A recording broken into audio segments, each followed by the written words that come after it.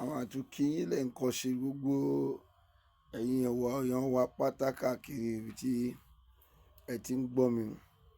Orúkọ mi ò yí padà, bàbá confam JP náà ni.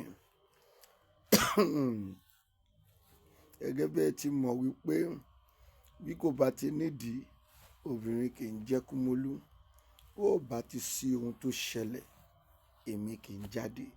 Ẹ̀yin ọmọ Ọlọ́run ní gbogbo àgbáyé, ẹ̀yin ló fẹ́ bá sọ̀rọ̀. Sorry. Ẹ jẹ́ kí a súnmọ́ bí.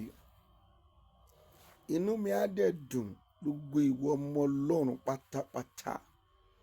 Gbogbo ìwọ ọmọ Ọlọ́run tó pé síbẹ̀síbẹ̀ àwọn tí wọ́n sì gbàgbọ́ nínú Ọlọ́run wọ́n sì wà. Bó ti jẹ́ wípé àwọn aṣòdì sí Kristi wọ́n ti jáde, síbẹ̀síbẹ̀ mo bá Ọlọ́run gbọ́ wípé aláwọn ọmọ tiẹ̀ sì wà. Àwọn ọmọ tiẹ̀, àwọn ni onílàákàyè ènìyàn tí wọ́n máa ń gbọ́ ọ̀rọ̀ bàbá confam JP. Bá mi share, mo bẹ̀ ẹ́ pẹ̀lú ìyọ́nú Ọlọ́run. Now, ṣé nítorí wípé ẹ̀yin jẹ́ aṣòdì sí Kristi, which is an antichrist, lẹ ṣe ní káwa máa sọ̀rọ̀? Kò yé mi. Ọ̀rọ̀ náà ń rú mi lójú. Ẹ̀yin jẹ́ aṣòdì sí Kristi, ṣé nítorí ẹ̀ lẹ ṣe ń pariwo láti silent wa ni? I can't really figure it out.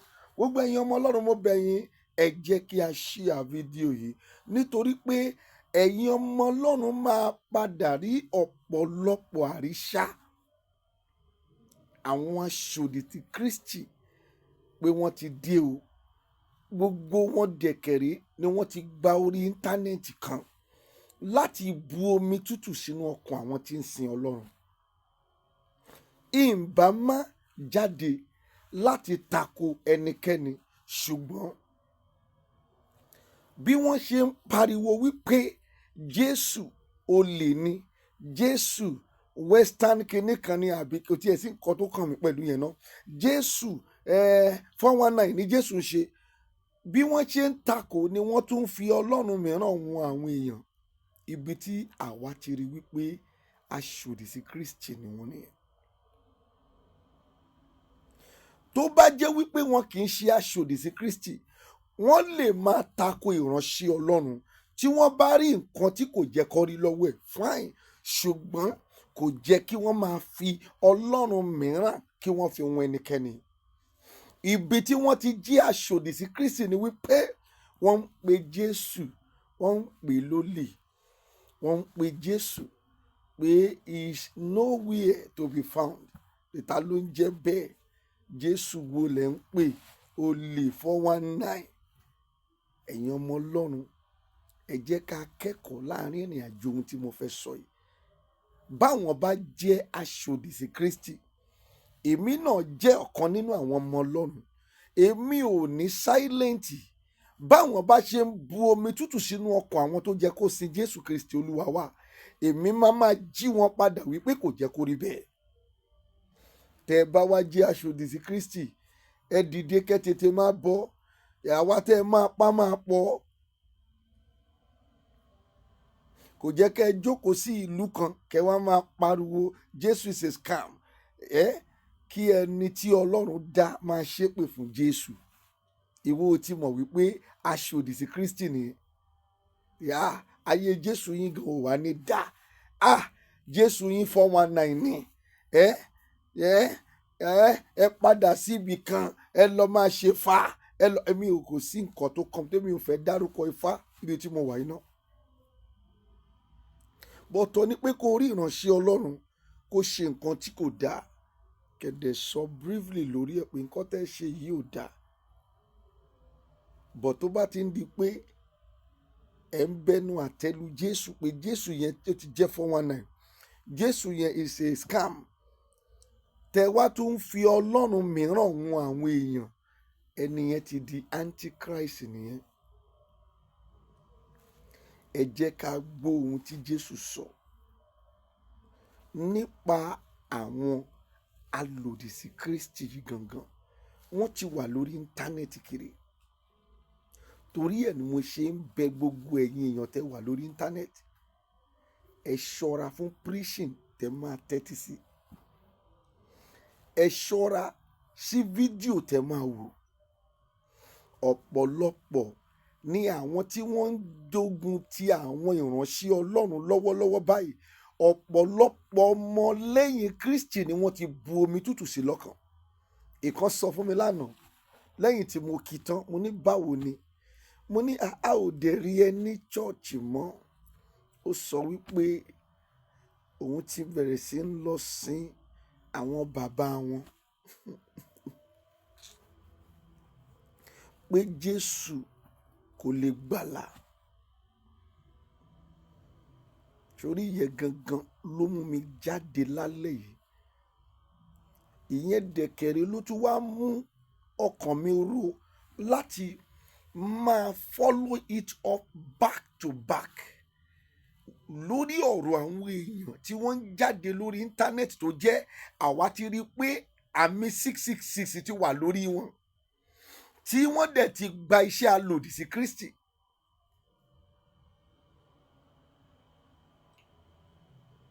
Àwa máa bẹ̀rẹ̀ sí ń jáde. Mi ò ní problem nípa anybody. Tó bá ní o fẹ́ correct èèyàn, correct ẹ̀. Ẹni tó dẹ̀ correct, tẹ́ni yẹn bá padà rí pé ohun tó ń sọ kì í ṣe tòun, ó lẹ́tọ̀ọ́ láti lọ kí ọlọ́pàá gbé yín. Torí jẹ́ kí n sọ kọ́kọ́ fún gbogbo ẹ̀yin tí ẹ wà lẹ́yìn àwọn aṣòdì sí Kristi tí wọ́n ń bú àwọn ìránṣẹ́ Ọlọ́run kiri yìí. Ẹ̀yin lérò pé èèyàn kan lè gbà yín lẹ́yìn Ọlọ́run. Ẹ̀yin lérò pé èèyàn kan lè gbà yín lẹ́yìn Jésù. Èèyàn dúró nídúró pé òun fẹ́ gbà yín, kò sí Nàìjíríà, ó wá jókòó sílùú kan, ó ń pàṣẹ mbẹ̀. Ẹ̀rín yín pa mí. Ẹni tó fẹ́ gba èèyàn kì í kúrò níbi tí jurisdict bá lè máa pè ní agbègbè ibi tí ó ti fẹ́ gba èèyàn yẹn. Kò ní kúrò níbẹ̀. Àwọn ò gbé yín bò, bọ̀tí wọn bá tá a bá ti sọ ẹgbàá bẹ́ẹ̀ àdẹ̀tún ní kẹ́ ẹ má bù wá. Ṣùgbọ́n ẹ̀yin ọmọ orílẹ̀-èdè Nàìjíríà yìí, mo fẹ́ rí wípé ẹ̀yin gangan láti ọ̀dọ̀ yín gangan níbẹ̀ ni antichrist ti máa kọ́kọ́ jáde gidi gan. Ẹ ń bìlí pé èèyàn kan máa gbà yín. Èèyàn kan ò lè gbà yín lẹ́yìn Jésù. Èèyàn kan ò lè gbà yín lẹ́yìn Ọlọ́run. Èèyàn kan wà lábúròdù, ó wá ń pariwo Jésù tẹ́ ń ṣe 419 ni, ẹ má lọ sí chọ́ọ̀chì mọ́, ẹ má lọ anywhere mọ́, ẹ lọ máa ṣe gbá, ẹ lọ máa ṣàwo. He is an antichrist. I am telling you. I am telling you. Wọ́n ń gbá wọn ní, wọ́n ń 419 wọn ní, wọ́n ń ṣe gbá ní, wọ́n ń ṣàwo ní. Ẹ má fún Jésù lówó, ẹ má fún pásítọ̀ lówó, ẹ má ṣe gbá. Listen to me carefully. Ẹ̀yin èèyàn Ọlọ́run, ìwọ tó mọ Ọlọ́run tòótọ́, you need to know that these people, they are fully antichrist. Wọ́n ti wà lórí internet everywhere. Ẹ jọ̀ọ́ màmá, ẹ bá mi ka ìwé Jòhánù kìíní orí kejì yẹn. Jòhánù kìíní orí kejì láti 18 dé 22. Ẹ kà á kí n máa yànnàná ẹ̀ fáwọn èèyàn yìí. Ẹ jẹ́ kó ẹ gbóhùn sókè. Ẹ̀yin ọmọ mi. Ẹ̀yin ọmọ mi. Ìgbà ìkẹyìn lé èyí. Ẹ̀yin ọmọ mi. Ìgbà ìkẹyìn lé èyí. Máa gbọ́. Bí ẹ̀yin sì ti gbọ́ pé. Máa gbọ́ ohun tí Olúwa ń wí bẹ́ẹ̀. Aṣòdì sí Kristi ń bọ̀ wá. Olúwa sọ wípé ẹ̀yin ọmọ mi. That is 1 John 2:18 to 22. ẹ̀yin ọmọ mi, ìgbà ìkẹyìn lé èyí. ìgbà ìkẹyìn ní èyí. Bí ẹ̀yin sì ti gbọ́ pé bẹ́ẹ̀ ti gbọ́ wípé aṣòdì sí Kristi ń bọ̀ wá. àwọn ẹ ti gbọ́ tẹ́lẹ̀ kì í ṣe nísìnyí. Ọ ti ń fara wọn báyìí. Ṣé ohun tó gun téèyàn ti gbọ́ tẹ́lẹ̀ ṣó jẹ́ kó lè pààyàn? Ṣé ogun tí èèyàn ti gbọ́ tẹ́lẹ̀ ṣé ó jẹ́ kírú ogun yẹn wá máa bomi tútù sí ẹ̀yin ọmọ Ọlọ́run lọ́kàn tẹ́ fi ń sọ pé ẹ ò ní sin Olúwa mọ́? Dandan dẹ̀ ní láti sin Olúwa. Bẹ́yìn bá sọ wípé ẹ fẹ́ wọ ìjọba Ọlọ́run lọ sinmi padà, ẹ gbọ́dọ̀ sin Olúwa. Ẹ kàwé. Àní nísinsìnyí. Ní ìsinsìnyí. Aṣòdì sí Kristi púpọ̀ ní ń bẹ. Àwọn aṣòdì sí Kristi púpọ̀ ti wà lórí internet and everywhere. Nípa èyí tí àwa fi mọ̀ pé. Nípa èyí tí àwa fi mọ̀ wípé. Ìgbà ìkẹyìn ni èyí. Ìgbà ìkẹyìn ti ń súnmọ́lé. Wọ́n ti ọ̀dọ̀ wa jáde.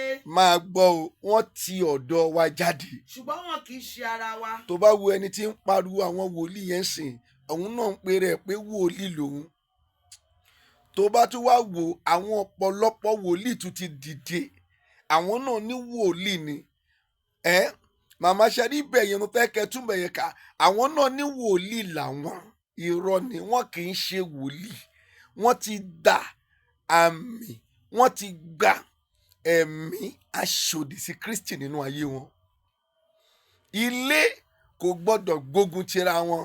Bí ilé bá ti gbógun tira wọn, wọ́n ti di aṣòdì sí Kristi nìyẹn. Àwọn náà ń parọ́ fún àwọn èèyàn wípé kìrìsìtẹ́nì làwọn, pásítọ̀ làwọn. Wọ́n wá ń gbé ẹjọ́ ìránṣẹ́ Ọlọ́run bíi tiwọn. Wọ́n ń gbé wá sórí íńtánẹ́ẹ̀tì. Wọ́n fẹ́ já wálẹ̀. Wọ́n fẹ́ bà gbogbo iṣẹ́ rere ẹ̀ jẹ́. Irọ́ ni wọ́n.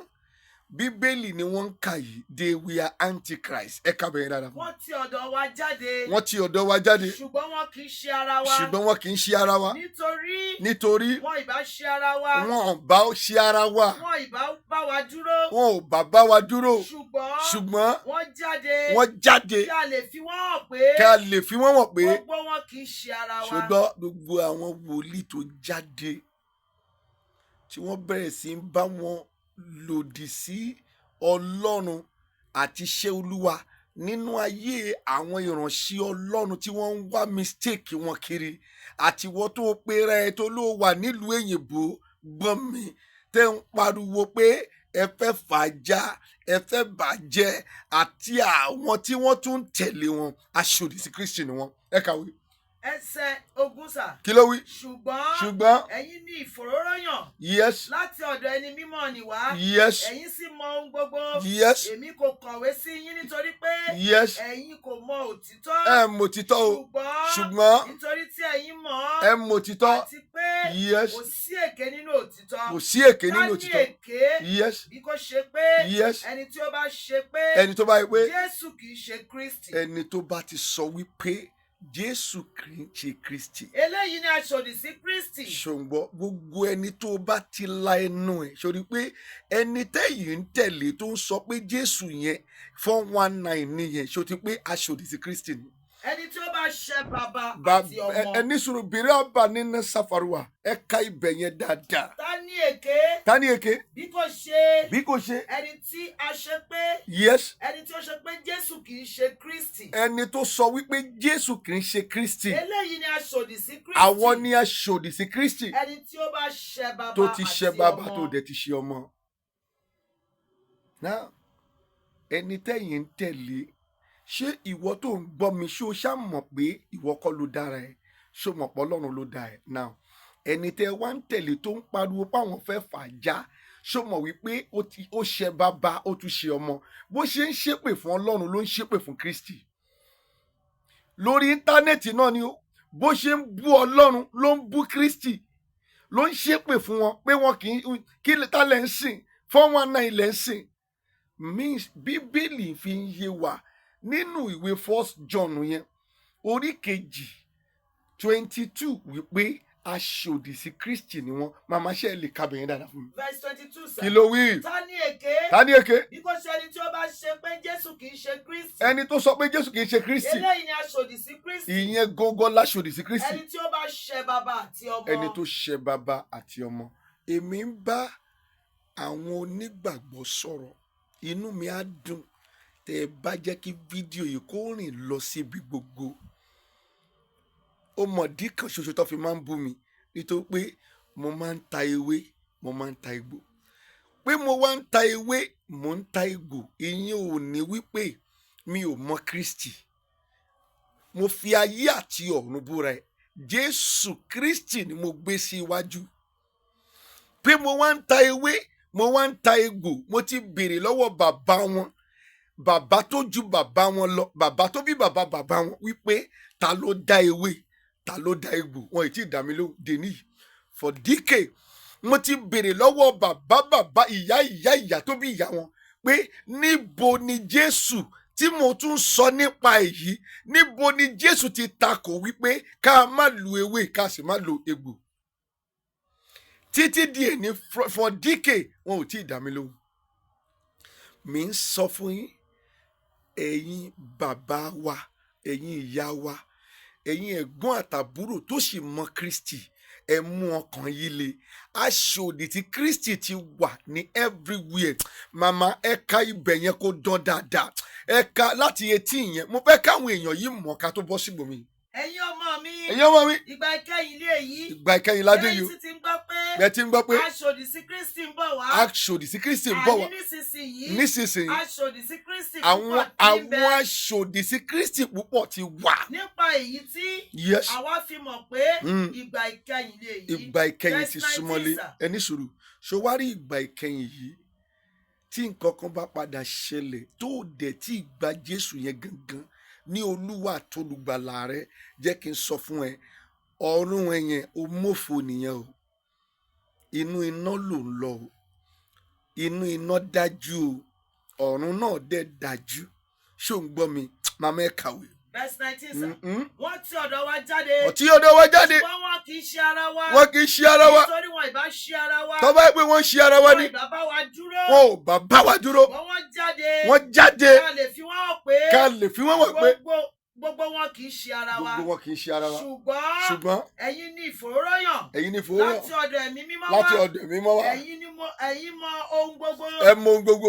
Èmi kò kọ̀wé sí yín. Yes. Nítorí pé ẹ̀yin kò mọ òtítọ́. Nítorí ẹ̀kọ́ mo yẹ kọ̀wé. Ṣùgbọ́n nítorí tí ẹ̀yin mọ̀. Ẹ mọ òtítọ́. Àti pé yes. kò sí èké nínú òtítọ́. Kò sí òkè nínú òtítọ́. Ta ni èké? Bí kò ṣe ẹni tí ó bá ṣe pé. Ẹni tó ṣe pé. Jésù kì í ṣe Kristi. Kì í ṣe Kristi. Eléyìí ni aṣòdì sí Kristi. Àwọn ni aṣòdì sí Kristi. Ẹni tí ó bá ṣe bàbá àti ọmọ. Ṣó ti rí pé ọ̀rọ̀ yẹn clear. Bẹ́ẹ̀ náà lọ pariwo pé Bíbélì wa it is nonsense. Bàbá kan wá náà wá lórí íńtánẹ́ẹ̀tì ká máa worú àwọn bàbá yẹn, bàbá tó jẹ́ kí wọ́n bá ìgbàgbọ́ lọ́wọ́ wọn, tí bàbá yẹn máa wá sọ pé kí ni Bíbélì nonsense ni. Irú ti bẹ̀ tán, irú prophet ti bẹ̀ tán nírú ẹnu ẹ̀, prophet ti bẹ̀ tán kó wá máa sọ pé Bíbélì it is nonsense. Bíbélì yẹn àwọn kan ń ka ni, ẹ̀mí mímọ́ ló ń bá wọn sọ. Ibo lẹ̀mí mímọ́? Ìwọ tó lẹ́mí mímọ́, ìwọ tó rí orí ẹ ti kú, kò sẹ́mi mímọ́ lórí ẹ. Tẹ́mi mímọ́ bá wà lórí ẹ, ó ní lanu kó sọ pé Bíbélì kẹ̀ it is nothing. Ẹ̀kọ́ ń ka ni. Ẹni tó ní ẹ̀mí mímọ́, mo fi ayé àti ọ̀run bú rẹ̀, gbọ́ ẹ̀yin ọmọ Ọlọ́run kò lè sọ bẹ́ẹ̀. Ẹ lọ sí Jòhánù kìíní yẹn, ẹ lọ Jòhánù kìíní 4:3, 1 John 4:3, nǹkan kan wà bẹ́ẹ̀. 1 John 4:3. Kí ló wí? Gbogbo ẹ̀mí tí kò sì jẹ́wọ́ pé. Gbogbo ẹ̀mí tí kò sì jẹ́wọ́ pé. Gbogbo ènìyàn tí kò jẹ́wọ́ wípé. Jésù Kristi wà nínú ara. Jésù Kristi ń bẹ nínú ara. Kì í ṣe ti Ọlọ́run. Kì í ṣe ti Ọlọ́run. Èyí sì lé ẹ̀mí aṣòdì sí Kristi náà. Àwọn ni ẹ̀mí aṣòdì sí Kristi náà. Tí ẹ̀yin ti gbọ́ pé ó ń bọ̀. Tẹ́ ẹ ti gbọ́ wípé ó ń bọ̀. Àti nísinsìnyí. Ó sì ti dé sínú ayé. Ó ti dé sínú ayé, ṣòtúgbọ́. Ó ti dé sínú ayé. Gbogbo ẹni tó bá ti lè jẹ́wọ́ pé Jésù lolúwa, bí mo ṣe wà ìbọn bá gbé ìbọn débi bàìṣẹ tó lówó nìyí, kí n mú kan àti bọn màá ní kó pa mí, nítorí pé mo mọ̀ pé kò sí ìgbádùn kankan nínú ayé, nínú ọ̀run nìkan ni ìgbádùn wà. Màmá, mo fi ayé àti ọ̀run búra ẹ̀. Gbogbo ẹni tó bá ti jẹ́wọ́ pé Jésù Kristi, òun ni Jésù Kristi, aṣòdì sí Kristi ni. Ẹ bá mi tún kabẹ̀ yẹn kábi ẹ sọ bí tẹ́ ń kà fún wọn. 1 John 4:3. 1 John 4:3. Gbogbo ẹ̀mí tí kò sì jẹ́wọ́ pé Jésù Kristi wà nínú ara, Jésù ń bẹ nínú ara, kì í ṣe ti Ọlọ́run. Èyí sì ni ẹ̀mí aṣòdì sí Kristi náà, àwọn ní ẹ̀mí aṣòdì tí ẹ̀yin ti gbọ́ pé ó ń bọ̀, àti nísinsìnyí ó sì dé sínú ayé. Ọmọjọ́ tó ti sọ ni, ó ti sọ̀rọ̀ yìí ti pẹ́. Ṣé ó wá ń dùn mí wípé ohun tí Olúwa ti sọ ti pẹ́ kó tó sìn ẹ̀yin èèyàn yìí ẹ ò dé fi sọ́kàn. Ẹ̀yin wá ń bá wọn gbé kiri, ẹ̀ ń bá wọn búránṣẹ́ Ọlọ́run. Ìyẹn lò ṣíṣe pọ̀ nù Nàìjíríà, ìwọ̀n ẹ̀yin ni ìpọ́njú ṣe pọ̀ nù Nàìjíríà. Mo dìídì sọ ni, mo ní àtijọ́ tí mo ti máa ń travel out, èmi ò rí kí èyìnbó kó against nǹkankan rí. Béyìnbó tó bá yẹ pé Ifá lèyìnbó fẹ́ sìn, èyìnbó máa kọjú mọ́ Ifá ẹ̀ ni. Èyìnbó ò ní sọ ọ̀rọ̀ lòdì sí Jésù, kò ní sọ nǹkan kan about Jesus. Nǹkan tó fèsì ló máa fèsì, kò dẹ̀ ní bú Jésù. Nàìjíríà yìí nìkan náà ni ìyẹn ní ìpọ́njú ṣe pọ̀. Kò sí bẹ́ẹ̀ ṣe lè bu Ọlọ́run tí ìpọ́njú ò ní pọ̀. Ìpọ́njú ti pọ̀ jù nínú Nàìjíríà. Ṣé ohun tó ti sọ ti pẹ́? Ṣẹlẹ̀ wọ́n máa sọ ní wòlíì tó ń ṣe wí àtẹ̀gbò kinní kan fake ni wọ́n. Mi kì í ṣe fake. Èmi gba Ọlọ́run gbọ́ nínú ọkàn mi. Ọlọ́run kò fún èmi ní ọpọlọ, ó fún mi bó ṣe fáwọn kan kápẹ́ńtà, fọ́níṣọ̀, àkántàǹtì oríṣiríṣi. Ẹlòmíì gan nígbà ó máa lálàá pé ó ń solve board mass, àwọn mathematician ló máa lálàá. Bẹ́ẹ̀ náà lèmi náà ṣe ń lálàá ewé àti egbò tó máa sọ pé lọ mú nǹkan báyìí, lọ mú nǹkan báyìí. Èmi dẹ̀ mọ̀ pé Olúwa ló léwé àti egbò, ìwọ gan mọ̀, but because you are antichrist, aṣòdì sí Kristi ni ẹ́ ló ṣe ń ṣe ogun tó ń ṣe. Ṣé ẹ lè kàwé? Gbogbo ẹ̀mí tí kò jẹ́wọ́ pé Jésù Kristi wà nínú ara, Jésù Kristi ń bẹ nínú ara, kì í ṣe ti Ọlọ́run o. Èyí sì ni ẹ̀mí aṣòdì sí Kristi náà, èyí ni ẹ̀mí aṣòdì sí Kristi náà, tí ẹ̀yin ti gbọ́ pé ó ń bọ̀, tẹ́ ẹ ti gbọ́ pé ó ń bọ̀, àti nísinsìnyí gan ó sì ti dé sínú ayé. wọ́n ti dé sínú ayé. Kí ló wá dé tó fi fẹ́ fi ìjẹkújẹ tó fẹ́ fi sọ ìjọba ọ̀run ẹnu? Ọmọ kékeré kan lásán tó lọ gbé ẹ̀mí ọmọ kékeré kan tí kò ní ọjọ́ ọ̀la, tó bá ní ọjọ́ ọ̀la ni kò ní lọ sílùú òyìnbó tó wà yìí. Àbájọ jókòó sí Nàìjíríà ní kájọ máa fapá tí kò lọ́jọ́ ọ̀la, tó jẹ́ pé ní ìjọ tó escape lọ sí ìlú òyìnbó, ẹni tó kọ́kọ́ dúpẹ́ lọ́wọ́ ẹ̀ ní Ọlọ́run pé ó ṣe é, ó mú mi kúrò nínú ìṣẹ́ àti òṣì. Ó wá débẹ̀ tán, nígbà tí ọkàn ẹ̀ balẹ̀, ó wá ń tàpá sí Jésù, ó ń tàpá sọ́lọ́run. Ìyẹn ni wọ́n ń tẹ̀lé. Ìyẹn ni wọ́n ń tẹ̀lé àbí? Ẹni tó ti gba àmì antichrist, ẹni tó ti gba àmì aṣòdì sí Kristi, ẹni tó ń bú Jésù, ẹni tó ń bú Ọlọ́run lójú ẹ̀, tóun gan mọ̀ in depth tí ara ẹ̀ wípé sẹ́ Ọlọ́run ló dá òun ló sì ní ẹ̀mí òun. Ẹ wo 2 John mama, 2 John 1:7-11. 2 John 1:7-11 kí ló wí? Nítorí ẹlẹ́tàn púpọ̀ ti jáde wá sínú ayé. Ẹlẹ́tàn púpọ̀ wọ́n ti jáde wá sínú ayé. Àwọn tí kò jẹ́wọ́ pé. Àwọn tí wọn ò jẹ́wọ́ pé. Jésù Kristi wà nínú ara. Àwọn ní ẹlẹ́tàn yẹn. Èyí lé ẹlẹ́tàn. Àti aṣòdì sí Kristi. Ṣó ti gbọ́ báyìí? Ẹ kíyèsára yín o. Ẹni sùúrù mà, ṣé bó ṣe ń tẹnu wọn? Ẹlẹ́tàn púpọ̀ ti wá sínú ayé. Àwọn tí wọ́n dẹ̀ ń pè ní ẹlẹ́tàn ni àwọn tí wọn ò jẹ́wọ́ wípé Jésù Kristi ni Ọlọ́run, òun ni olùgbàlà. Àwọn lẹ́lẹ́tọ̀ àwọn máa ní kinní kan, àwọn Róòmù, àwọn kinní kan ló kọ Bíbélì. Ó ń tọ́ra ẹ̀. Bíbélì yìí àti inú ìmísí ẹ̀mí mímọ́ òun ló ti kọ jáde. Very correct. Ṣé gbogbo ohun tó wà nínú Bíbélì ṣé kò ti bẹ̀rẹ̀ sí ń ṣẹlẹ̀? Àwọn ẹlẹ́tàn, àwọn tí wọn ò jẹ́wọ́ Jésù Kristi, ó mọ yẹn wọ́n ti kọ́ ni. Téèyàn kan wá ń sọ pé pépà lásán ni nǹkan tó wà ń bẹ̀. Ṣé o mọ ìjọ tó ti kọ Bíbélì? tó dẹ̀ ń ṣe báyìí ṣo mọ ọdún tí wọ́n ti kọ́ tí kinní dẹ̀ ń ṣe èèyàn kan wá ń da ọpọlọ ìwọ́rú pépé bíbélì pépé pani màmá ṣe lè kábẹ̀ ẹ́ dáadáa fún mi. nítorí ẹlẹ́tàn pípọ̀ ti jáde wá sínú ayé. ẹlẹ́tàn pípọ̀ ti jáde wá sínú ayé. àwọn tí wọ́n jẹ́wọ́ pé Jésù Kristi wà nínú ara. Jésù Kristi ń bẹ nínú ara. àwọn ní ẹlẹ́tàn. àti aṣòdì sí Kristi. àwọn tún ní aṣòdì sí Kristi kàwé. ẹ kíyèsára yín. ẹ kíyèsára o. kí ẹ má bàa sọ iṣẹ́ tí àwa ti ṣe nù. ṣùgbọ́n àwọn yìí ti sọ iṣẹ́ ẹ máa dán àwọn yìí ti sọ iṣẹ́ tí àwọn bàbá wa ṣe nù. ẹ máa gbọ́ ọmọ kékeré tí wọ́n ṣẹ̀ṣẹ̀ bí á máa pè tán Mósè. ìtàn wo ló mọ̀ ń pa Mósè? ọmọ kékeré tí wọ́n ṣẹ̀ṣẹ̀ bí á máa pè tán Babalọ́lá. iṣẹ́ tí àwọn bàbá wọn ṣe wọ́n ti dàrú. tó bá ti rí i pé that are the signs of end time. tó bá ti rí i pé wọ́n ti ń da iṣẹ́ tí àwọn bàbá wa ṣerú. àwọn ọmọ kan tí kò ń dìde wọ́n máa ní àná kò jẹ́ kó rí báyìí. bí ìkan tí mo gbé fídíò ẹ̀ jáde tó ní kí lọ́lọ́ ń wẹ̀ nínú odò fún odò wo lọ́lọ́ ń wẹ̀ báwo lọ́ ṣe máa lọ wẹ̀ nínú odò àwọn ẹ̀mí burúkú ló wà ń bẹ̀ ṣé wọn ò wẹ̀ nínú odò nínú bíbélì. gbogbo ẹni tó bá ti tako gbogbo ohun rere tó wà nínú bíbélì ó ti di àṣòdì sí Kristi. ẹ ti sùn ẹ kàwé. ẹ kíyèsára yín. ẹ kíyèsára yín. kí ẹ mọ̀ kí ẹ má sì sọ iṣẹ́ tí àwa ti ṣe nù. ṣùgbọ́n kí ẹ̀yin kí ó rí èrè kíkún gbà. kẹ́ ẹ lè rí èrè kíkún gbà. olúkúlùkù ẹni tí ó bá rú òfin. olúkúlùkù ẹni tó bá ti rú òfin. tó sì dúró nínú ẹ̀kọ́ Kristi. tó dẹ̀ dúró nínú ẹ̀kọ́ Kristi. kò gba Ọlọ́run. kò gba Ọlọ́run. ẹni tí ó bá dúró nínú ẹ̀kọ́. ẹni tó bá dúró nínú ẹ̀kọ́. òun ni ó gba àti bàbá àti ọmọ. àti ọmọ ẹ pàtẹ́wọ́ fún Jésù bẹ́ẹ̀.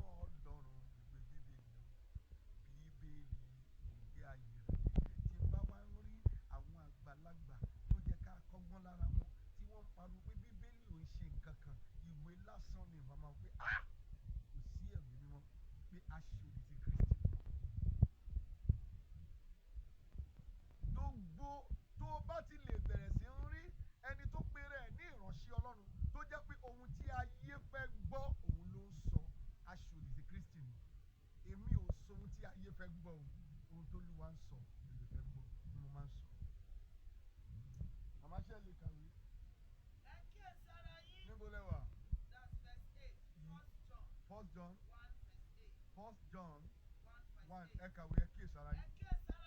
Yes. kí ẹ má sọ iṣẹ́ tí àwa ti ṣe nù. iṣẹ́ tí àwa ti ṣe kí ẹ má bàa sọnù. Yes. kí ẹ̀yin kí ó rí èrè kíkún gbà. kí ẹ lè rí èrè kíkún gbà. olúkúlùkù ẹni tí ó bá rú òfin. tó bá ti rófin. kó sì dúró nínú ẹ̀kọ́ Kristi. kò gba Ọlọ́run. ẹni tí ó bá dúró nínú ẹ̀kọ́. òun yóò gba àti bàbá àti ọmọ. ẹ lọ sínú ìwé Matthew 24:24.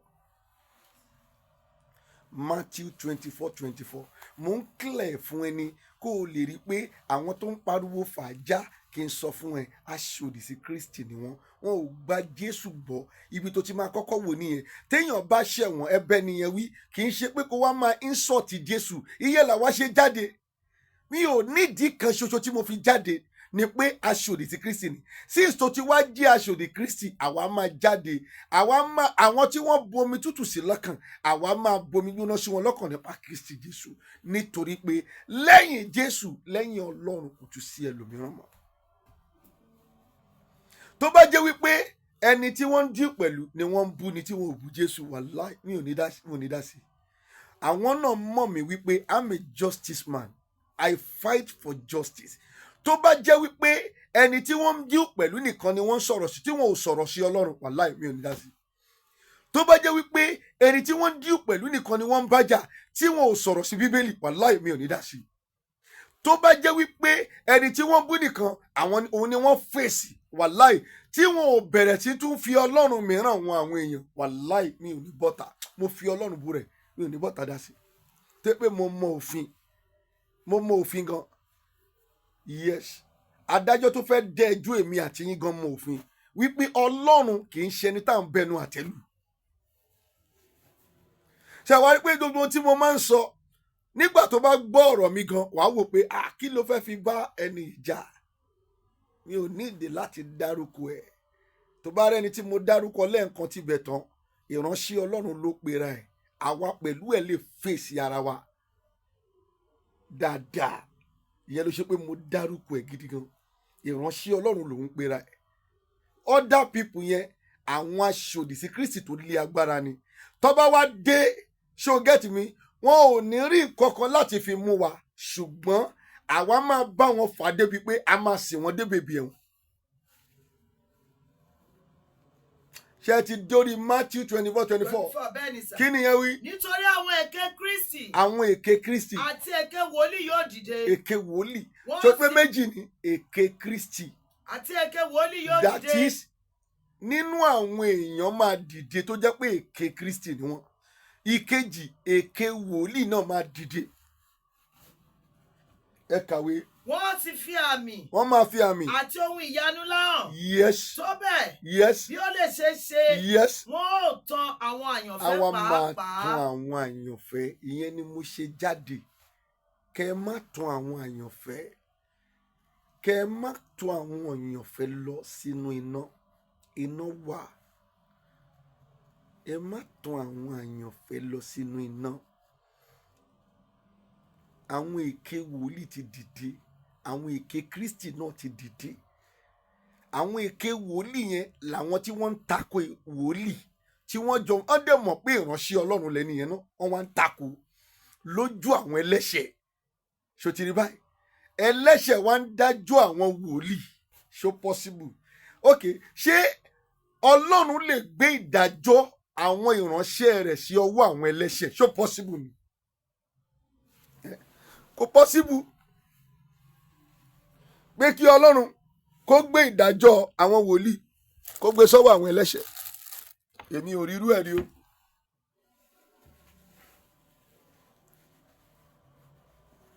kó wá láwọn ẹlẹ́ṣẹ̀ lè kọ́ máa dájọ́ àwọn wòlíì náà.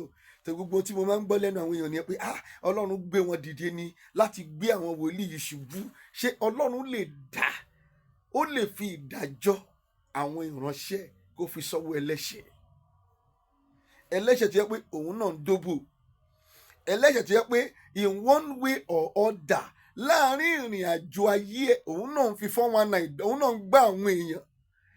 ẹlẹ́ṣẹ̀ tó yẹ pé nínú ìrìn àjò ayé ẹ̀ àwọn náà ń parọ́ díẹ̀díẹ̀. Oh my God. wàá rí i pé mo ti sọ tẹ́lẹ̀ pé the last video tí mo ṣe nípa prophet Sam Olúwalọ ni mo máa ṣe tó mo ti stop níbẹ̀.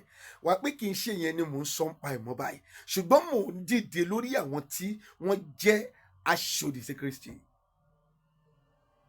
bẹ́ẹ̀ náà ni mi ò tó bá wọn gọjà, mo kàn ń tètè clarify nǹkan kan fún gbogbo ìwọ tó ń tẹ̀lé wọn lẹ́yìn pé inú iná ló ń tiẹ̀ lọ. kó dẹ̀ mọ̀ dáadáa pé iná wà bẹ́ẹ̀ náà ni ọ̀run wà. níbo lẹ́wà? Matthew 24:24. kí ló wí? nítorí yes. àwọn èké Kristi yes. àti èké wòlíì yóò dìde. wọ́n máa dìde. wọ́n ti fi àmì. yes. àti ohun ìyanu láhàn. yes. tó bẹ́ẹ̀. yes. bí ó bá ṣe é ṣe. yes. wọ́n ò tan àwọn àyànfẹ́ wọ́n pàápàá. ń tan àwọn àyànfẹ́. àwọn àyànfẹ́ ti ní ìṣù báyìí. àwọn àyànfẹ́ ti ní ìṣù. evangelist àwọn àyànfẹ́ ti ṣe kí ni? wọ́n ti ní ìṣù. ẹ lọ sínú ìwé 2 Thessalonica ẹ jẹ́ ká gbóhun tí yẹn náà sọ. 2 Thessalonica orí 2 láti ẹsẹ̀ kìíní. 2 Thessalonica. orí 2. ṣùgbọ́n àwa ń bẹ̀ yín. à ń bẹ̀ yín o. ará. nítorí. yes. ti wíwá Jésù Kristi Olúwa wa. ti wíwá Jésù Kristi Olúwa wa. àti ti ìpéjọ wá sọ́dọ̀ rẹ̀. kí ọkàn yín. yes. kí ó má ṣe tètè mì. tàbí kí ẹ má ṣe jáyà. yálà nípa ẹ̀mí. tàbí nípa ọ̀rọ̀. yes. tàbí nípa ìwé. yes. bí láti ọ̀dọ̀ wa wá. yes. bí ẹni pé ọjọ́ Olúwa dé. yes. ẹ má ṣe jẹ́ kí ẹnikẹ́ni tàn yín jẹ. ẹ jẹ́ kí ọkàn yín kó le. lọ́nàkọnà. má jẹ́ kí àwọn aṣòdì sí Kristi kó tàn ẹ́ jẹ. lọ́nàkọnà. tí wọ́n bá pa ẹ́ tó jẹ́ pé nítorí Jésù ló fi pa ẹ́ wàláì ó máa gbádùn ọ̀run. mo fi Ọlọ́run búra ẹ̀ tí wọ́n bá pa ẹ́ tó jẹ́ pé nítorí Ọlọ́run ló ṣe pa ẹsẹ̀ àló máa gbádùn ọ̀run dájàyé lọ mo ń bẹ́ sọ.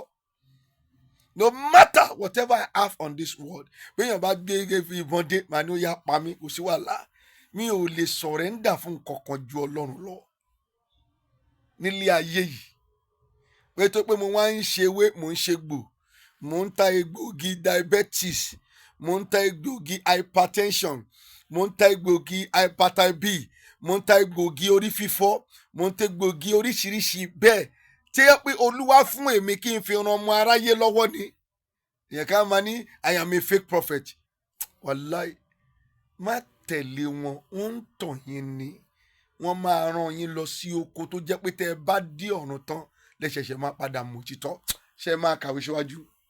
Ẹ má ṣe jẹ́ kẹ́nikẹ́ni tàn yín jẹ. Má jẹ́ kẹ́nikẹ́ni tàn yín jẹ.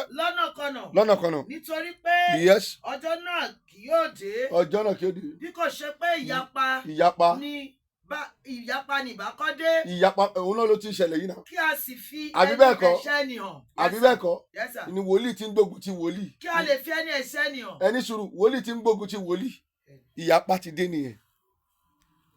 Wọ́n ń bá wòlíì ẹgbẹ́ ìjà mo sọ inú fídíò kan tí mo ti sọ nìyẹn pé èèyàn kan sọ pé ṣé mo wá encourage nǹkan tí ò dáa ni mo ní àní lọ́ọ̀yà kan ṣe nǹkan tí ò dáa ṣe ń gbọ́ mi fún máànù kan tí mo mọ̀ máànù yẹn dẹ̀ lọ gbé ànádá lọ́ọ̀yà dìde pé kó lọ sùn lọ́ọ̀yà tó ṣe nǹkan tí ò dáa fún yẹn lọ́ọ̀yà sọ pé òun ò lè sùn lọ́ọ̀yà kankan pé ọ̀rọ̀ tó wà nílẹ̀ yẹn sídà kò fi yá Ọlọ́run even kò bá tún lọ gbé fún lọ́ọ̀yà mi á jẹ́ kó yí ẹ wípé there is a code there is a secret code láàrin àwọn lọ́ọ̀yà yìí wọ́n ní àwọn ò lè ṣí tó pé bí wọn ò bá ẹni yẹn níbí báyìí tó bá tún déwájú wà padà lọ bẹ́ni tó padà lòdì sí i so therefore mélòó ni ìránṣẹ́ Ọlọ́run tẹ́ ẹ wá jáde lòdì sí ìránṣẹ́ Ọlọ́run ẹgbẹ́ yín ẹ ò dẹ̀ tí ì mọ kúlẹ̀kúlẹ̀ ọ̀rọ̀ tó wà bẹ́ẹ̀ ẹ gẹ́tì mi wọn ò tí ì mọ kúlẹ̀kúlẹ̀ ọ̀rọ̀ ohun tí wọ́n allegate ẹ̀ lé lórí wọn ò tí ì mọ o títí di mo yẹn bá yín sọ̀rọ̀ yìí èní ọjọ́ Saturday on the 6th kọ́ ni 7 on the 7 of June wọn ò tí ì mọ ohun tó ṣẹlẹ̀ ẹ wá jáde tó ẹ pa tiẹ̀ ti mọ ohun tó jẹlẹ̀ ni bóyá wọ́n pa ìyàwó wọn jọ pé a lè jáde pé kí lẹ wá pa ìyàwó yín fún ókè bóyá ìyàwó wọn ní pọ́blẹ́mù ni kò jẹ́ ká ẹ gbé wà ìyàwó yín pamọ́ náà tó bá ní pọ́blẹ́mù ẹ gbé lọ síbi àwọn ibi tó jẹ́ ká ẹ gbé lọ fún ìwòsàn náà ẹ gẹ́tì mi àní wọn ò tí ì mọ nǹkan tó ṣẹlẹ̀ ẹ ti ń sùn màmá ẹ kàwé. Ẹsẹ̀ ìkẹrin. Yes. Ẹni tí ń ṣòdì tí ó sì ń gbé ara rẹ̀ ga sí gbogbo ohun tí a ń pè ní Ọlọ́run tàbí tí a ń sìn tó bẹ́ẹ̀ tí ó jókòó ní tẹ́ḿpìlì Ọlọ́run tí ó sì fi ara rẹ̀ hàn pé Ọlọ́run ni òun èyí kò rántí pé nígbà tí mo bá wà lọ́dọ̀ yín mo ń sọ nǹkan wọ̀nyí fún yín àti nísinsìnyí ẹ̀yin mọ ohun tí ń ṣe ìdènà kí a lè bá a fi hàn ní àkókò rẹ̀ nítorí pé ohun ìjìnlẹ̀ ẹ̀ṣẹ̀ tí ṣiṣẹ́ náà kìkì pé ẹnìkan wà tí ń ṣe ìdènà Baskilewa. Verse 7. Gilowi. Títí a ó fi mú un ti ọ̀nà kúrò. Kàwé. Nígbà láàrin a ó sì fi ẹ̀ṣẹ̀ ẹni hàn. Ẹni tí Olúwa yóò fi ẹnu rẹ̀ pa. Tí yóò sì fi ìfihàn wíwá rẹ̀ sọ ọ́ di asán. Àní òun ẹni tí wíwá rẹ̀ yóò rí gẹ́gẹ́ bí iṣẹ́ Sátánì. Pẹ̀lú agbára gbogbo. Àti àmì àti iṣẹ́ ìyanu èké. Àti pẹ̀lú ìtọ́jà àìṣòdodo. Gbogbo fún àwọn tí ń ṣègbé. Nítorí tí wọn kò gba ìfẹ́ òtítọ́. Wọn ò gba ìfẹ́ òtítọ́. Tí ó bá fi gbà wọ́n là. Àti nítorí èyí Ọlọ́run rán ohun tí ń ṣiṣẹ́ ìṣìnà sí wọn kí wọn kí ó lè gba èké gbọ́ kí a sì ṣe ìdájọ́ gbogbo àti tí kò gba òtítọ́ gbọ́ ṣùgbọ́n kí wọ́n ní inú dídùn nínú àìṣòdodo ibo lẹ́wà. Verse 13. 12 la kẹ́ẹ̀dúdú.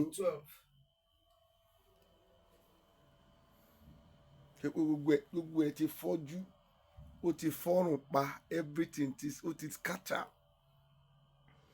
Ìbànújẹ́ ló jẹ́ nínú ọkàn tàwa bọ́lọ́run bẹ́ṣù ṣe sí ọkàn àwọn ìyẹn lè tó ń pariwo fàájà lọ́lọ́run sí ọkàn tàwa lè láti máa jẹ́ kó yé wọn pé sẹ́ kí lẹ fẹ́ fàájà irọ́ lẹ̀ ń pa aṣòdì sí Kristi ní gbogbo yín ohun tí mo dẹ̀ fi mọ̀ ni mo ń sọ yìí, ẹ bẹnu àtẹ́lu Ọlọ́run, ẹ bẹnu àtẹ́lu Jésù, ẹ ń bẹnu àtẹ́lu Bíbélì. Ìkẹrin ni wípé ẹ tún fi Ọlọ́run mìíràn wọn àwọn èèyàn. Ìyẹn la fi rí i pé aṣòdì sí Kristi nìyí. Tó bá jẹ́ pé ẹni tó ń bá yín jà lẹ́kọ̀ọ́ fèsì tẹ́ni Olúwa lọ orí ẹ dàrú, Olúwa lọ ò ní ṣoríire, Olúwa ló tán, ìyẹn ni a ò ní bá yín sọ nǹkan kan.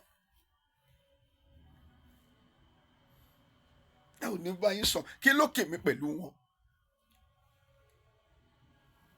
But nítorí pé ẹ ti gbé ọkọ̀ kalẹ̀ fún àwọn ọmọ Ọlọ́run láti ṣìnà kó lè wọ inú náà, àwa dìde wípé kò lè possible. Daniel 7 24 to 27 ibẹ̀ ní kẹ́kàdé ká mẹ́nu dúró. 24. Yes. Àti ìwò mẹ́wàá láti inú ìjọba náà wá ni ọba mẹ́wàá yóò dìde. Láti ìwò mẹ́wàá. Ìwò mẹ́wàá. Àti inú ìjọba náà. Àti inú ìjọba náà wá. Ni ọba mẹ́wàá yóò dìde. Ọba mẹ́wàá yóò dìde. Òmíràn. Yes. Kan yóò sì dìde lẹ́yìn wọn. Yes. Òun ó sì yàtọ̀ sí gbogbo àwọn tí ìṣáájú. Ó máa yàtọ̀ sí gbogbo tí ìṣáájú. Òun ó sì borí ọba mẹ́ta. A borí ọba mẹ́ta. Òun ó sì máa sọ̀rọ̀ ńlá sí ọ̀gá ògo. A máa sọ̀rọ̀ ńlá. A máa sọ̀rọ̀ ńlá. Àwọn kan ti wá before òun, àwọn bíi lábẹ́ ọ̀run. Ẹ ṣáà tí mo sọ. Yes, sir. Wọ́n ti wá, àwọn tí wọ́n ṣòdì sí Kristi, àwọn kan ti wá lẹ́yìn òun. Geography òun èyí tó tún wá dé yìí, òun bragado, a sì máa sọ̀rọ̀ sí ọ̀gá ògo. Ẹ kàwé. Òun ó sì máa sọ̀rọ̀ ńlá sí ọ̀gá ògo. Yes. Yóò sì dá àwọn ènìyàn mímọ́. Ṣùgbọ́n tí ọ̀gá ògo lágara. Ṣùgbọ́n yóò sì ó wá ń dá àwọn ènìyàn mímọ́. Àwọn èèyàn mímọ́ tí ọ̀gá ògo ní agara. Bọ́ bá ti ẹ̀dẹ̀ síkì, ta ni kì í síkì? Ẹ dá mi lóhùn. Kò sí o. Ta ló kọjá ọgbọ́n? Tọ́gbọ́n bá lóun fẹ́ disturb èèyàn, á disturb èèyàn. Tọ́ bá ti ẹ̀dẹ̀ wá kú, ta ni kì í kú? Á dẹ̀ dá wọn lẹ́jọ́ pé kí ló dé tó ṣe kú. Èwo ni kẹ́ wá máa sọ̀rọ̀ sí ọ̀gá ògo? Èwo ni kẹ́ wá máa dá àwọn ènìyàn Ọlọ́run lágara? Ṣé ẹ lè kàwé màmá? Yóò sì rò ó láti yí àkókò àti òfin padà. A ó sì fi wọ́n lé lọ́wọ́ títí fi di ìgbà àkókò kan. Yes. Àti àwọn àkókò. Bẹ́ẹ̀ni. Àti ìdajì àkókò. Bólẹ́wà. Verse 26. Kí ló wí? Ṣùgbọ́n àwọn onídàájọ́ yóò jókòó. Àwọn onídàájọ́ máa jókòó. Wọ́n sì gba agbára. Yes. Wọ́n sì gba agbára ìjọba rẹ̀. Yes. Lọ́wọ́ rẹ̀ láti fi ṣòfò. Yes. Àti láti parun dé. Yes. Verse 27. Bẹ́ẹ̀ la máa ti dẹnu dúró. 27 láti máa dẹnu dúró. Àti ìjọba. Àti agbára ìjọba. Yes. Àti pa gbogbo ìjọba ní gbogbo abẹ́ ọ̀run. Yes. Lẹ́ ó sì fi fún ènìyàn. Àwọn ènìyàn mímọ́ ti ọ̀gá ògo. Ìjọba ẹni tí ń ṣe ìjọba àìnípẹ̀kun. Àti gbogbo àwọn alákòóso ni yóò máa sìn tí wọ́n sì máa tẹríba fún. Ojú yẹn lọ, Jésù yóò jọba, aráyé ẹ yọ̀. Ẹ kéde rẹ̀ fún gbogbo àgbáyé. Jésù yóò jọba ní gbogbo àgbáyé. Ẹ múra láti tẹ̀lé rẹ̀. Má jẹ́ kó tàn ẹ́. Má jẹ́ kó fọlọ́run mìíràn wọ̀n ẹ́. Lẹ́yìn Jésù kò tún sí nǹkan kan mọ́. Mo fi Ọlọ́run búra ẹ̀. Lẹ́yìn Jésù tí mo mọ̀ yìí, mi ò tún ní mọ Ọlọ́run kankan mọ́. Mi sọ pé kò sí ànábì wa Muhammad sallallahu alaihi wasallam. Ọ̀nà ní ọ̀dọ̀ tòun náà. Ẹni tó bá dẹ̀ ti mọ ọ̀nà yẹn náà kó tẹ̀lé, kó lè gbàbẹ̀ láti dé iwájú Ọlọ́run. Ṣọwárí Jésù tèmi ti mọ̀nà ẹ̀ yìí. Mi ò rí èèyàn kan tó lè yí mi ní ọpọlọ padà láyé mi lórí ti Jésù. Màmá, ẹ kàn sáré bá mi ka Àìsáyà 33:1 kẹgbóhun tó lù wá sọ mbẹ lórí àwọn abanijẹ́ yìí. Àìsáyà 33:1. Kí ló wí? Ègbé ni fún ìwà abanijẹ́. Ègbé ìyẹn ni mò ń sọ tọ́ ni mò ń ṣépè ńgbà yẹn. Mi ò ṣépè. Ẹni tó bá ń ṣerú nǹkan yìí kó ṣọ́ra nítorí pé ó bí ọmọ. Kí ọ̀kíní yẹn má lọ migrate sórí àwọn ọmọ ẹ̀. Ẹ̀rù ló ń bà mí ni mo fi sọ bẹ́ẹ̀ nígbà yẹn fún wọn pé ṣọ́ra àní kí wọ́n tiẹ̀ má ṣe tẹ́yìn bá ti gbà wípé ẹ fẹ́ gba ègún sórí ṣé ń gẹ́tì mi a ò ní káwọn má ṣe ṣùgbọ́n èwo làwọn ọmọ innocent children tó tún tara àwọn irú ẹni tó ń ṣe irú nǹkan yẹn jáde tó jẹ́ pé kò sí ni ègún yẹn máa débẹ̀. We so care about their children. Ìwọ ti gbà pé ó fẹ́ di antichrist ṣùgbọ́n ṣé àwọn ọmọ ẹ gbà pé àwọn fẹ́ di antichrist? Màmá ẹ ti ń sùn ni ṣé ẹ lè kàwé Isaiah 33:1. Yes sir.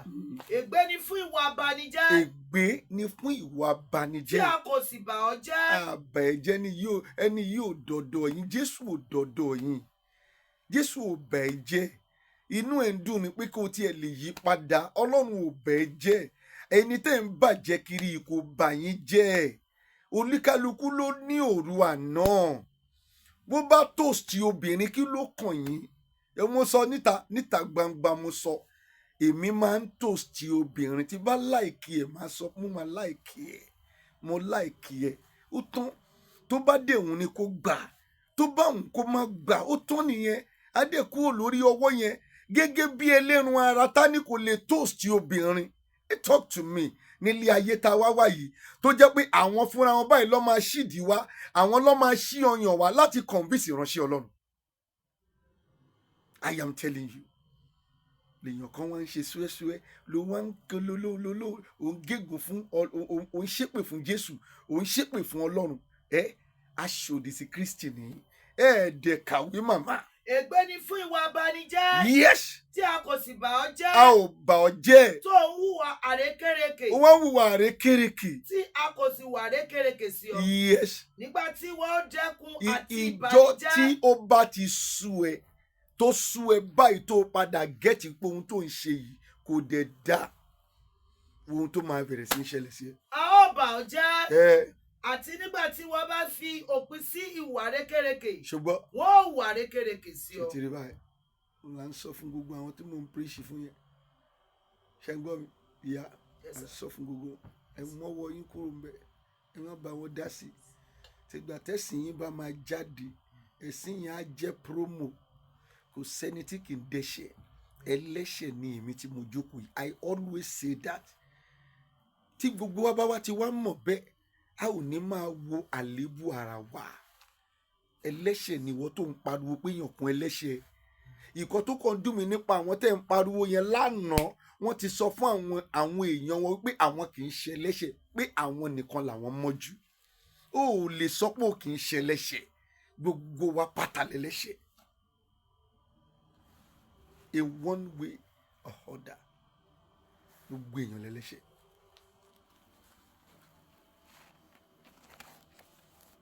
èèyàn ọlọ́run wá ń já ìránṣẹ́ ọlọ́run náà wá ń jáde ọ̀rọ̀ yín wá di pé ilé ti ń lòdì sílé ẹ̀yin aṣòdì sí Kristi ó jáde ẹ̀yin ìránṣẹ́ ọlọ́run náà tẹ̀lé wọn ẹ̀ ń pariwo pé ọlọ́run ló gbé wọn kalẹ̀ tẹ àwa gan mọ̀ pé lábẹ́ ohun mẹ́rẹ̀ẹ̀rin tí mo kà wípé wọ́n lòdì sí Jésù wọ́n lòdì sí ọlọ́run wọ́n lòdì sí Bíbélì ìkẹrin ni wípé wọ́n tún wá ń fi ọlọ́run mìíràn wọn àwọn èèyàn mẹ́rẹ̀ẹ̀rin yẹn ti jẹ́ kí a mọ̀ wípé mẹ́rẹ̀ẹ̀rin yẹn ó ti jẹ́ kí a mọ̀ wípé aṣòdì sí Kristi ni wọ́n. ẹ wá jáde ẹ pera yín ní ìránṣẹ́ ọlọ́run ẹ̀yin tí ayé ò mọ̀ ọ̀run gan ò mọ̀ yín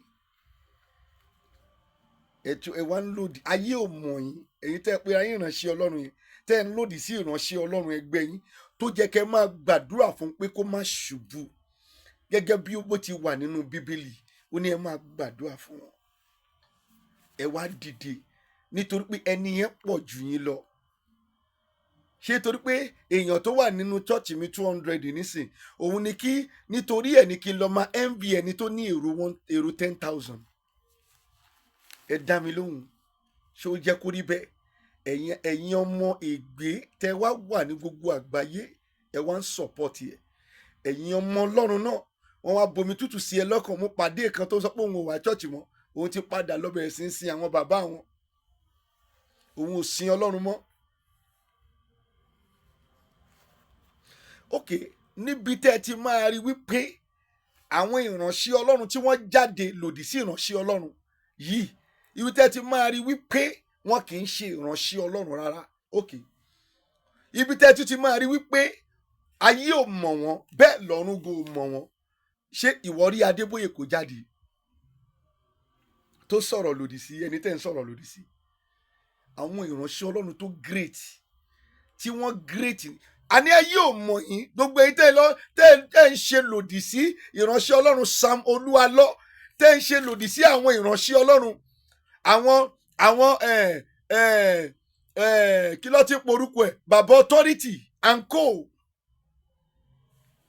tẹ́ ń ṣe lòdì sí wọn. Ayé ò mọ̀ yín. Bẹ́ẹ̀ ni mo sọ fún yín, kò sẹ́ni tó mọ̀ yín. Ta ló mọ̀ yín nínú ayé? Who are you, by the way? Ọ̀run kò mọ̀ yín. Ṣé ìwọ rí Oyèdépò kó jáde fún kó wá sọ̀rọ̀? Ìwọ rí pásítọ̀ Olúkọ̀yà kó jáde kó wá sọ̀rọ̀ lòdì sí wọn? Àwọn tó tóbi jù yín lọ wọn ò jáde. Ẹ̀yin àrùn pa, ẹ̀yin tí ìpè yín ń rùn, tí ìpè yín ò fọhùn. Kò dẹ̀ wá sí ẹni tó ṣerú yìí tí ìpè ẹ̀ lè fọhùn láyé àti lọ́run, nítorí pé èèyàn kan ti ga envy ẹ̀ láàrin ara yín, ẹ lè fẹ́ gbé ènìyàn ṣubú. Aṣòdì sí Kristi ni. Tẹ́yìn ò bá ń ṣe aṣòdì sí Kristi, nígbà tó lọ gba lọ́yà, ẹ tún padà tún jáde pé ìránṣẹ́ ọlọ́run tó lọ gba lọ́yà ó mọ ohun tó ń ṣe. Tó bá jẹ́ pé tòótọ́ gbogbo ohun tí ẹ ló wà lọ́wọ́ yín yẹn ló ṣe, mo mọ̀ láyé pé kò ní gba lọ́yà. Á pè yín lẹ́yìn pé ẹ jọ̀ọ́, ẹ jẹ́ kí n fún yín ní iye owó báyìí. Tó bá lọ gba lọ́yà, I know, mo mọ̀ dáadáa wípé ó mọ ohun tó ń ṣe. Aṣòdì sí Kristi nìyí. Bí ò bá sí ìdí, obìnrin kì í jẹ́ kúmólú. Òwe àwọn tí wọ́n mọ ọlọ́run ló lè understand òwe yẹn. Àwọn tí wọ́n dẹ̀ ní làákàyè ni wọ́n lè understand ẹ̀. Bí nǹkan bá ń ṣẹlẹ̀ láàrin èmi àbí èèyàn, àbí àárín ẹ̀yin ẹni tí wọ́n fẹ́ ìyàwó wọn, ibi tó jẹ́ kí wọ́n lọ ni pé ọ̀dọ̀ ọlọ́pàá. Ẹjọ́ yìí ọjọ́ méjì ọjọ́ mẹ́ta ẹjọ́ wọ́n ti gẹ̀ẹ́tì ẹjọ́. Wọ́n gbọ́ ọlọ́run gbọ́ tó bá débẹ̀, ẹjọ́ méjì ọjọ́ mẹ́ta wọ́n ti gẹ̀ẹ́tì. Tí kì bá ń ṣe pé obìnrin kì í jẹ́ kúmólú, nǹkan kan wà ń bẹ̀. Kó wá fi lè wá lọ gba lọ́yà tó lọ gba Fálànà, á jẹ́ pé ẹni yẹn mọ ohun tó ń ṣe. Ẹ bẹ̀rù ọlọ́run. Ẹ̀yin tẹ́ ẹ dẹ̀ ń tẹ̀lé àwọn antichrist yìí, òpin ẹ̀ ò ní dá o. The little word mo fẹ́ bá yín sọ nìyẹn, tó pé ó ti fẹ́ máa wọ 1 hour. Mo fẹ́ jẹ́ kó farabalẹ̀ kó gbọ́, kó dẹ̀ share fídíò yìí. Kò sí ẹni tí ó jẹ́ ẹni mímọ́. Nígbà tí mo tún sọ nínú fídíò mi kan tó lọ, mo ní Jésù gan sọ pé òun ìṣẹ́ ni mímọ́. Ẹnì kan sọ pé no na lie, Jesus is an holy person. Lẹ́mìí mímọ́ nìyẹn. Ó mọ̀dí tí Jésù ṣe sọ pé òun náà kì í ṣe ni mímọ́ ni pé ó humble ara ẹ̀ débi wípé ó fẹ́ jẹ́ kí àwọn ọmọ ẹ̀yìn lẹ́yìn ẹ̀ náà kí wọ́n mọ̀ wípé àwọn náà ń ṣe kí ni, wọ́n kì í ṣe ni mímọ́. Ó lẹ́mìí Ọlọ́run. Àwọn tó ní làákàyè làwa ń bá sọ̀rọ̀. Àwọn tó dẹ̀ ní làákàyè ti mọ ohun táwa ń sọ. Gbogbo ẹ̀yin tẹ́ wá ní làákàyè, ẹ pín fídíò yìí káàkiri, nítorí pé kẹ́ ẹ lè save gbogbo àwọn ẹ̀mí tí wọ́n ti bomi tútù lé lọ́kàn nípasẹ̀ Kristi. Jésù olùgbàlà yín ni o, olùgbàlà tèmi náà ni. Kò jẹ́ kẹ́ ẹ dà lẹ́lẹ́kejì. Gangan máa sọ tẹ́ ẹ bá da Jésù lẹ́lẹ́kejì. Wàláì gangan máa sọ. Ìyá oníyà máa yàgbẹ́ ṣòròrò, kò ní sẹ́ni tó máa dá sọ̀rọ̀ ẹ̀ mọ́. Mo fi Ọlọ́run búra ẹ̀, kò ní dá kẹ́ ẹ da Jésù lẹ́lẹ́kejì. God bless you. I have cleared myself. Mi ṣe wòlíì nítorí pé mò ń jẹ́wé àtegbò. Tó bá wá jẹ́ bẹ́ẹ̀, ta ló léwé àtegbò? Ẹ sọ fún mi. Ìkejì, tó bá jẹ́ bẹ́ẹ̀, níbo la ti kọ́ nínú Bíbélì wípé ká má léwé àtegbò? Èmi ń lò ní o láti fi ṣọmọ aráyé lóore. Ọ̀pọ̀lọpọ̀ èèyàn lọ́lọ́run ti lò mí fún. Ìsétọ̀ ni, diabetes ni, hypertension ni. ọ̀pọ̀lọpọ̀ lọ́lọ́run ti lò mí fún. O ò lè bóbìnrin sùn mọ́, gbogbo nǹkan ọkùnrin yẹn ti lọ́lẹ̀. Àìmọye èèyàn lọ́lọ́run ti lò mí fún. O ò lè rorun sùn. Àìmọye èèyàn lọ́lọ́run ti lò mí fún. Onírúurú àìsàn lọ́lọ́run ti lò mí fún nípasẹ̀ àwa ò parọ́ o. Àwa aláṣọ funfun a kì í parọ́ prophecy. Àwa aláṣọ funfun a kì í parọ́ ká lọ máa ṣe arẹ́njí èèyàn o. Ẹni tá a bá sọ pé báyìí lolúwa wí fún, kì í ṣe ẹni tá a mọ̀. Ẹni tó lúwa rán wa sí ni. Ojú òní tiẹ̀. A dẹ̀ ti torí ẹ̀ ká sọ wípé ẹ̀yin tẹ́ ẹ̀ dẹ̀ ṣe aláṣọ funfun náà, a sọ pé ẹ ò sìn Ọlọ́run. Mi ò bẹnu àtẹ́lu Ọlọ́run yín. Mo gbà wípé ọ̀kan ṣoṣo ni Ọlọ́run. Ṣùgbọ́n ìwọ tó bá rìn ní bèbè irọ́ nínú àwọn ìránṣẹ́ Ọlọ́run yìí, ẹ lọ yí padà. Gangan máa sọ. Orúkọ mi ò yí padà. Bàbá confam JP náà ni. Odu ni mí, mi kì í ṣàìmọ̀ fólóko. Ẹni tó bá lóhun ò mọ̀ wá, á jẹ́ kan nínú àwọn ọ̀tá wa. Kò dẹ̀ sí bá a ṣe fẹ́ ṣe, a máa lọ́tà. Níbi tá a ti ń lọ́tà náà la tún ti máa lọ́rẹ̀. Ẹ ṣé gan ni. Ó dìgbà kan náà. God bless you.